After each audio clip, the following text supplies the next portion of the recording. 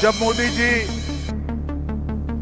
2014 में प्रधानमंत्री बने, उन्होंने सबसे पहला अपॉइंटमेंट प्रधानमंत्री के नाते किया था, तो प्रिंसिपल सेक्रेटरी का नहीं किया था, अजीत डोभाल जी के एनएसए के रूप में चयन करने का काम।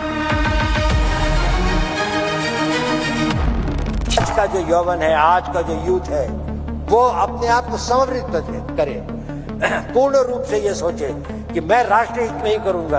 अगर मेरे छोटे मोटे इंटरेस्ट हो भी, चाहे कुछ हो, उनको मैं नजरअंदाज करूंगा, वो बात की बात है। अभी तो देश को बनाना है। मोदी जी के कालखंड का जब भी इतिहास लिखा जाएगा, आंतरिक सुरक्षा और बाहरी सुरक्षा की कोई मीमांसा करेगा तो स्पष्ट रूप से अजीत डोभाल जी के लिए उसको एक स्वर्णिम पृष्ठ रिजर्व रखना ही रखना पड़ेगा, इसमें किसी को संशय नहीं।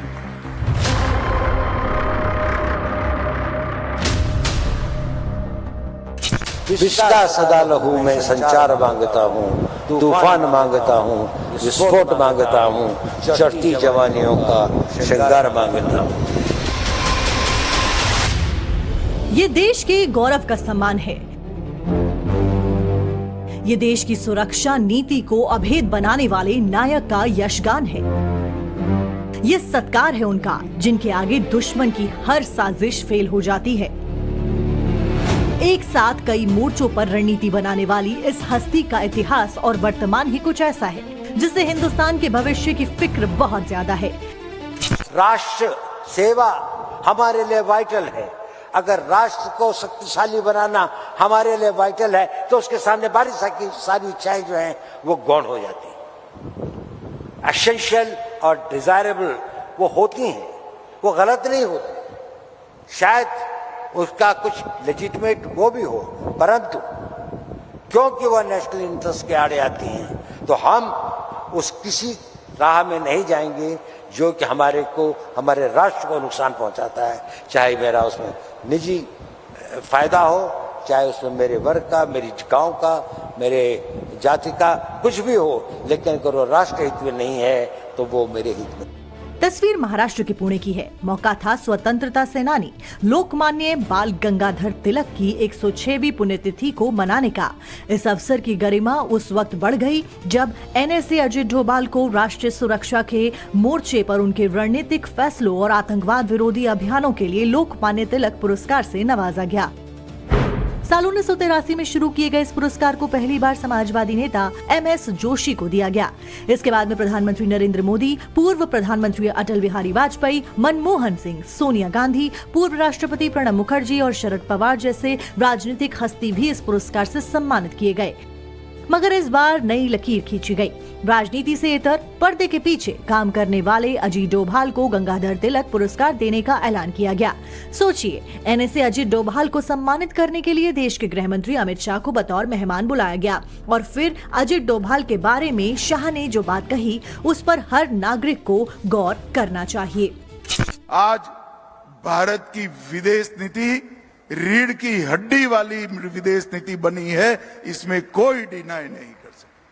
हमने सम्मान के साथ दुनिया में हमारा स्थान मजबूत किया है और मोदी सरकार ने ये जो अचीव किया है उसमें भी अजीत डोभाल जी का बहुत बड़ा योगदान है। हमारी सेना की सुरक्षा क्षमता और आक्रामक क्षमता को आमूल चूर परिवर्तित करने का काम ये 12 साल में नरेंद्र मोदी जी ने किया है और इसमें डोभाल साहब का बहुत बड़ा योगदान है।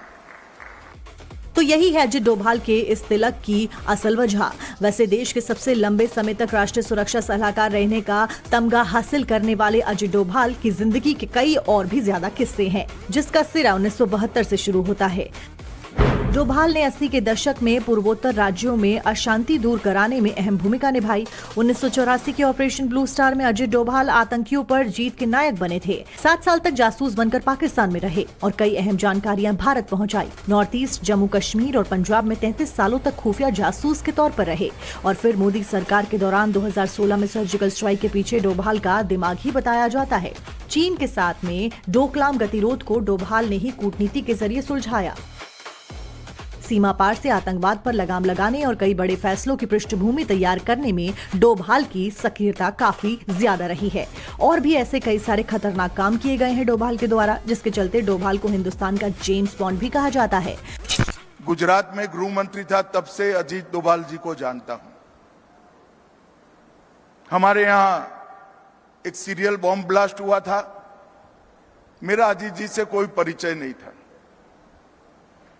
मुझे नरेंद्र मोदी जी ने उस वक्त गुजरात के मुख्यमंत्री थे, उन्होंने कहा था कि सिर्फ ये बॉम्ब ब्लास्ट नहीं, बॉम्ब ब्लास्ट के पीछे जो लोग हैं और देश भर में जितने बॉम्ब ब्लास्ट हुए हैं उसकी जांच गुजरात पुलिस ने करनी चाहिए और आप अजीत डोभाल जी को बुलाइए और उनके साथ आपके अफसरों के साथ बैठकर चर्चा करिए। मुझे याद है मेरे घर पर अजीत जी आए थे, दोपहर का वक्त था और उन्होंने जो टिप्स दी थी इसका परिणाम ये था कि न केवल अहमदाबाद बॉम्ब ब्लास्ट, देश भर के 13 बॉम्ब ब्लास्ट एक साथ गुजरात पुलिस ने रिजॉल्व किए थे। ये बहुत बड़ी उपलब्धि। अमित शाह ने डोभाल से पहली मुलाकात का किस्सा बताया, मगर इसके पीछे उनकी जो तपस्या और संघर्ष रहा उसे बहुत कम लोग जानते हैं। राष्ट्र सर्वोपरि का सिद्धांत डोभाल के जीवन का सूत्र है।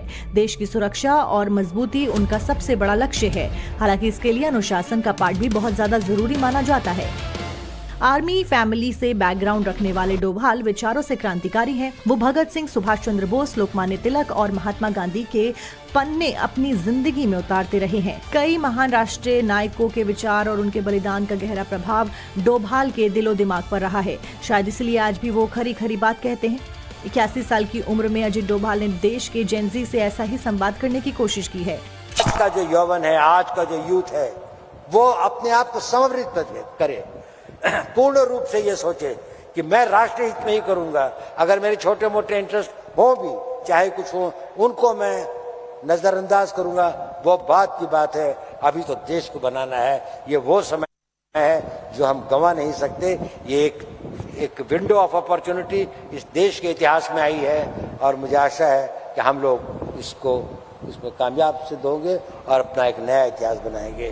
डोभाल कहते हैं कि आजादी का मतलब मनमर्जी नहीं है, बल्कि देश के लिए कुछ कर गुजरने का जुनून और जिद होनी चाहिए और ये भावना खुद से शुरू होती है। डोभाल ने यही आत्मसात किया था।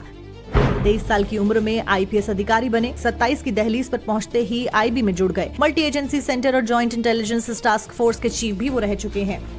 इस दरमियान कई गुप्त अभियानों और आतंकवाद विरोधी कार्यों में असाधारण योगदान के लिए डोभाल को देश के शांति काल के दूसरे सबसे बड़े वीरता पुरस्कार कीर्ति चक्र से सम्मानित किया गया। 2014 में देश के राष्ट्रीय सुरक्षा सलाहकार वो बने। उसके बाद से ही उन्होंने कई ऐसी रणनीतियां बनाई जिसे भविष्य में लिखा और पढ़ा जाएगा, क्योंकि डोभाल आज भी देश हित के बारे में ही सोचते हैं। दुश्मन वैसी समझ कई सालों तक विकसित नहीं कर पाता। भारत अभी वहां नहीं पहुंचा है जहां उसे होना चाहिए। ऐसा लगता है कि शायद हम स्वतंत्र हैं तो हमारे ऊपर सारी जिम्मेदारियां खत्म हो गई हैं। आज भी भारत को बाहर से भी और अंदर से भी बहुत अधिक चुनौतियां हैं। भारत का विकास से सभी लोग बहुत आनंदित हों ऐसा नहीं है।